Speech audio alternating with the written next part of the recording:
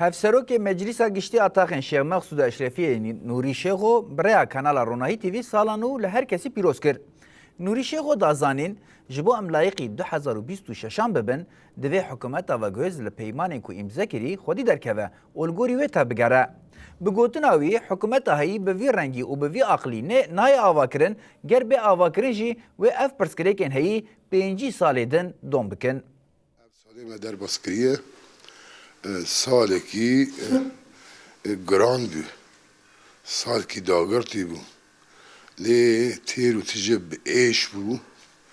گلی سوریجی اف سال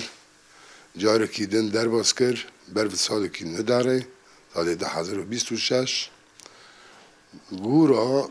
گلی سوریه تجربه اونمونه گرتنه امی چاو بفکرن امی چاو بنارن 26 چاو 25 چاو در باز بی و 26 چاو امی پیشوازی بکن فقط لپیشی گلی سوری ریک هیا او ریک جی چیه او ریک همو پیکاته این دفرده هنه به هفر جیان کی به رومت و کهف تیر و تجیب عدالت و هف بش بی اما دبیگه ام وی اتفاقی حرمت بکن ام راست نیزی ببن یعنی داغی ام اتفاقی چه بکن و ام باش نیزی نبن حرمت نکن از باور کس کنه به حرمتی بده ما جبرگه به اف انسانی تارا مارانه به سروبرن یعنی اتفاقی چه دکن و پلوی اتفاقی دکن ام جار که باندکن زانه حکمت شامی یکی نیسان ام زندی بکن ام جار دن ام من لیگرین که باش چوام تطبیق بکن سر عرض پراتیک بکن دبیگم به وعی نیز بکن